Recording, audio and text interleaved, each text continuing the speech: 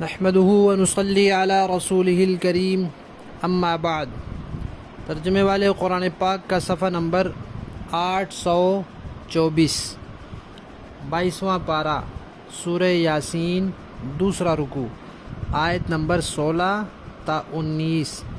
اعوذ باللہ من الشیطان الرجیم، بسم اللہ الرحمن الرحیم۔ قالوا ربنا يعلم إنا إليكم لمرسلون وما علينا إلا البلاغ المبين۔ قالوا إنا تطيرنا بكم لئن لم تنتهوا لنرجمنكم وليمسنكم منا عذاب أليم۔ قالوا طائركم معكم أئن ذكرتم بل أنتم قوم مسرفون۔ صدق اللہ العظیم۔ پچھلی آیات میں اس رکوع کے شروع سے اس بات کا تذکرہ آیا ہے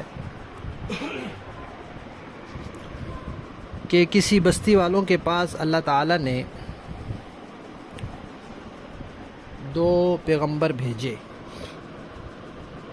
انہوں نے جھٹلا دیا۔ اللہ تعالیٰ نے پھر تیسروں کو بھیجا اور تینوں نے ان سے کہا کہ ہم اللہ کے بھیجے ہوئے ہیں، یا بعض تفسیروں کے مطابق کسی پیغمبر نے اپنے قاصد بھیجے، تو انہوں نے کہا کہ بھئی آپ تو ہمارے جیسے انسان ہیں، اللہ تعالیٰ نے تو کبھی کوئی چیز نازل ہی نہیں کی، نعوذ باللہ آپ جھوٹ بولتے ہیں۔ تو اس کے جواب میں ان پیغمبروں نے کیا فرمایا، اب اس کا تذکرہ آ رہا ہے۔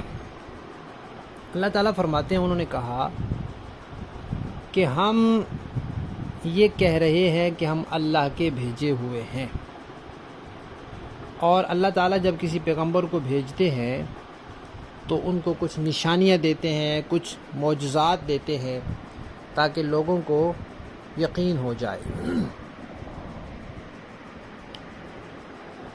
تو انہوں نے کہا دیکھو اللہ جانتا ہے جو کچھ ہم کہہ رہے ہیں، اگر ہم جھوٹ بول رہے ہیں، خام خواہ کہہ رہے ہیں کہ اللہ نے ہمیں بھیجا ہے، ہم اللہ کے بھیجے ہوئے ہیں، تو پھر اللہ تعالیٰ ہماری بات نہیں چلنے دیں گے۔ ہم اگر کوئی معجزہ دکھاتے ہیں تو وہ نہیں دکھا سکیں گے، اور اگر ہم دکھا رہے ہیں اور اس میں ہم کامیاب ہو رہے ہیں تو اس کا مطلب ہے کہ پھر ہم جھوٹ نہیں بول رہے، ورنہ اللہ تعالیٰ اپنے نام پر کسی کے جھوٹ کو اس طرح چلنے نہیں دیتے۔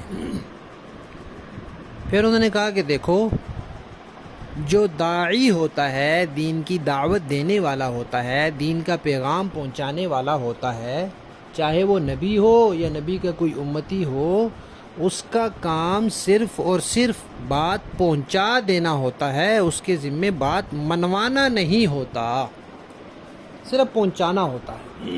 لہذا ہمارے ذمے بھی بات پہنچانا ہے۔ ہم نے جب تم تک بات پہنچا دی، ہم الحمدللہ کامیاب ہو گئے، ہمیں جس مقصد کے لیے بھیجا گیا تھا وہ مقصد پورا ہو گیا۔ اب تم مانو یا نہ مانو وہ تمہارا کام ہے۔ اچھا پھر کیا ہوا؟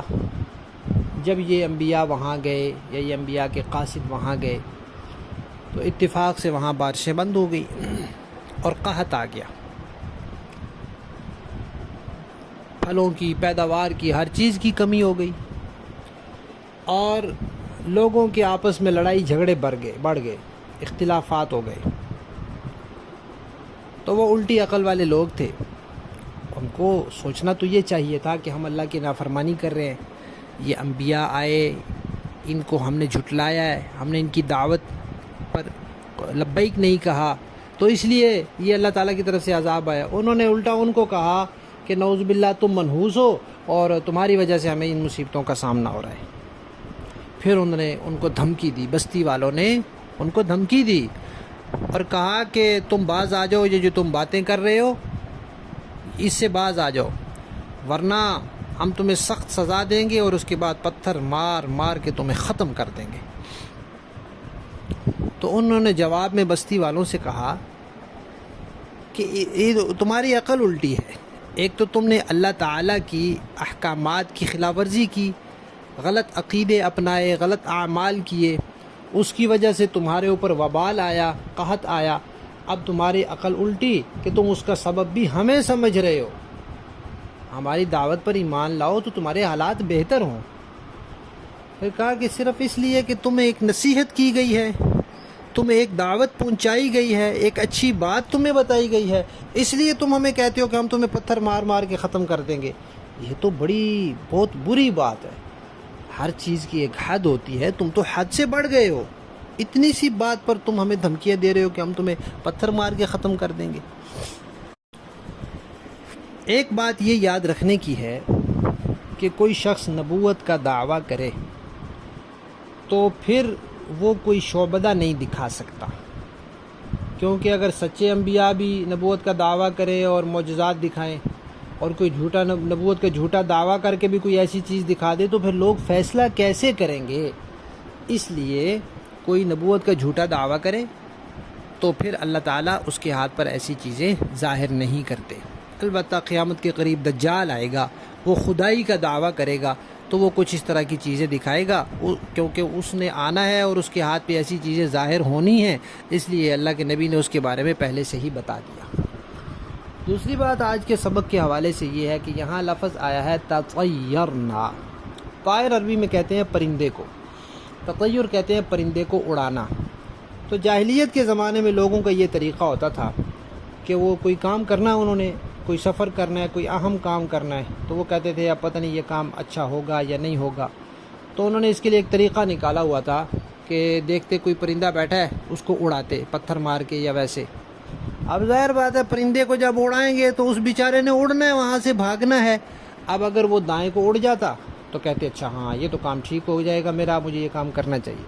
اگر وہ بائیں طرف اڑ جاتا تو کہتے نہیں یہ تو بائیں طرف اڑا ہے، یہ کام نہیں کرنا چاہیے مجھے۔ تو ایسے ہی انہوں نے جاہلانہ ایک طریقہ بنایا ہوا تھا، تو اس کی وجہ سے وہ کام کو سمجھتے تھے کہ یہ کام برکت والا ہوگا یا یہ نحوست والا ہوگا، تو پھر یہ لفظ نحوست کے لیے استعمال ہونے لگ گیا۔ تو انہوں نے کہا تطیرنا بکم، ہم تمہیں منحوس سمجھتے ہیں۔ باقی آج کل ہمارے ہاں بھی کچھ اس طرح کی باتیں لوگوں میں مشہور ہیں کہ کوا بیٹھ جائے تو مہمان آئیں گے، کالی بلی راستے سے گزر جائے تو یہ ہو جائے گا۔ یہ خام خواہ لوگوں کے توہمات ہیں۔ اس کی تفصیل ہم نے سفر المظفر کورس میں ذکر کی ہے، جو انشاءاللہ سفر کے مہینے میں منعقد ہوگا، پہلے بھی ہوتا ہے آئندہ بھی ہوگا، اس میں اس کی تفصیلات آئیں گی۔ اب لفظی معنی دیکھیے، قالو، ان مرسلوں نے، ان قاصدوں نے کہا، ربنا، ہمارا رب، یعلم، جانتا ہے، انا، کہ یقیناً ہم، الیکم، تمہاری طرف، لمرسلون، بھیجے گئے ہیں، وما علینا، اور نہیں ہے ہمارے ذمے، الا، مگر، البلاغ، پہنچا دینا، المبین، صاف ستھرا، کھلا کھلا پہنچا دینا۔ قالو، وہ بستی والے کہنے لگے، انا، بے شک ہم نے، تطیرنا، منحوس پایا ہے، بکم، تمہیں، نعوذ باللہ، لئن، البتہ اگر، لم تنتہو، تم لوگ باز نہ آئے، لنرجمنکم، ہم تمہیں سنگسار کر دیں گے، یعنی پتھر مار مار کے ختم کر دیں گے، اور ایسے بھی نہیں، پتھر مارنے سے پہلے بھی ہم سزا دیں گے، ولا یمسنکم، اور پہنچے گا تمہیں ضرور، منا، ہماری طرف سے، عذاب، ایسا عذاب، علیم، جو دردناک ہوگا۔ قالو، ان قاصدوں نے کہا، طائرکم، تمہاری نحوست، معکم، تمہارے ساتھ ہے، تمہارے اعمال، تمہارے عقیدوں کی وجہ سے، کیا، ان ذکرتم، کیا صرف اس لیے کہ تمہیں نصیحت کی گئی ہے اس لیے تم ہمیں قتل کر دو گے، بل انتم، بلکہ حقیقت یہ ہے کہ تم لوگ، قوم، ایسی قوم ہو، مسرفون، جو حد سے بڑھنے والی ہے۔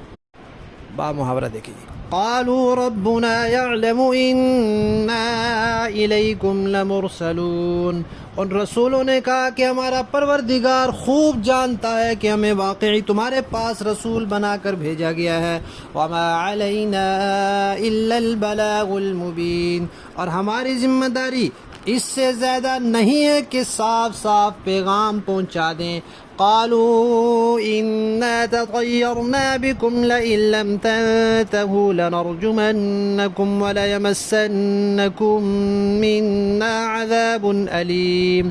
بستی والوں نے کہا ہم نے تو تمہارے اندر نحوست محسوس کی ہے، یقین جانو اگر تم باز نہ آئے تو ہم تم پر پتھر برسائیں گے اور ہمارے ہاتھوں تمہیں بڑی دردناک سزا ملے گی۔ قالوا طائرکم معکم، رسولوں نے کہا تمہاری نحوست خود تمہارے ساتھ لگی ہوئی ہے۔